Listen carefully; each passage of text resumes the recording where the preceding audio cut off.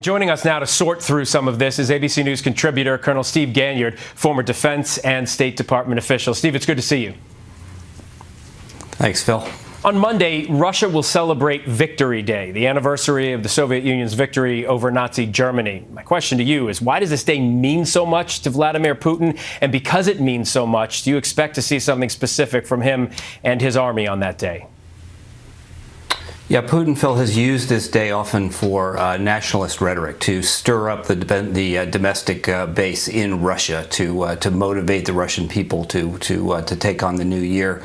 But he could come into this and just continue to have fiery speeches and not do much more. On the other hand, there are folks within the UK intelligence establishment and some folks in the US who are saying that what he will do is use the occasion to declare martial law and declare war on Ukraine.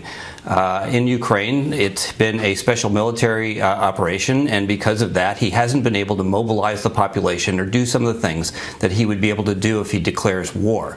And so this is what the thinking is, that there will be a mobilization. A couple of things we need to look at, but May 9th is going to be very important, I think, in terms of determining what's next from Putin. Well, that last scenario you lay out would be incredible for the Ukrainian people. I mean, if he just decided to end it there, that would be amazing.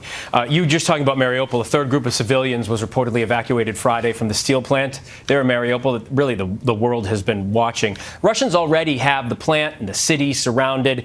Doesn't that effectively first give them a land bridge between Russia and Crimea? And if it does, Steve, why so much focus on that plant?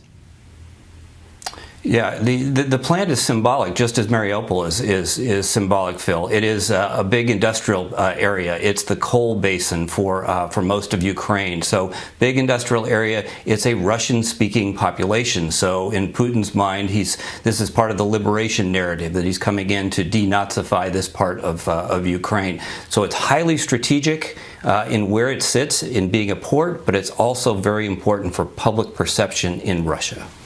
Over the last 24 hours, ABC News confirmed that the United States provided intelligence to Ukraine that actually helped them target and sink that Russian Navy's flagship, the flagship there in the Black Sea. But now we've seen the Pentagon and the White House distance the Biden administration from that attack, and another report that U.S. intelligence helped Ukraine kill a number of Russian generals.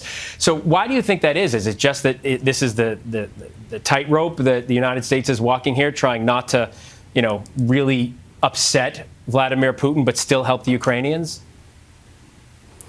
Yeah, Phil, it might be useful to sort of break down the kinds of intelligence we're talking about here.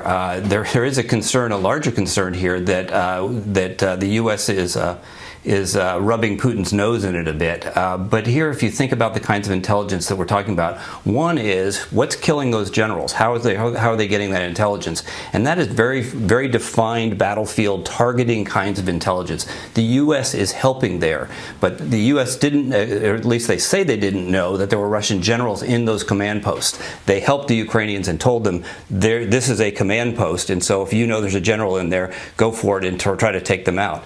But think about the anti-ship missiles that took the Moskva out. They have their own seekers. So in general, they just needed to point towards the Moskva, have a defined range, and let the missiles go. Very different from the intelligence that's being provided, where the U.S. is helping the Ukrainians target these very small command and control posts within the field in Donbass. Finally, Steve, I want to ask you about this, because this is what most people are focusing. The longer this war continues, the longer it goes on. We've heard a lot about the Russian military losing steam, troops, and its capabilities as the war continues. And the Ukrainians mount a really strong defense of their country. I was over there when the war started in Poland on the border, and I'm really amazed by the Ukrainian people's resolve and strength. But the question is, how much longer can the Ukrainians keep fighting at this rate, at this strength? They must be suffering heavy losses too.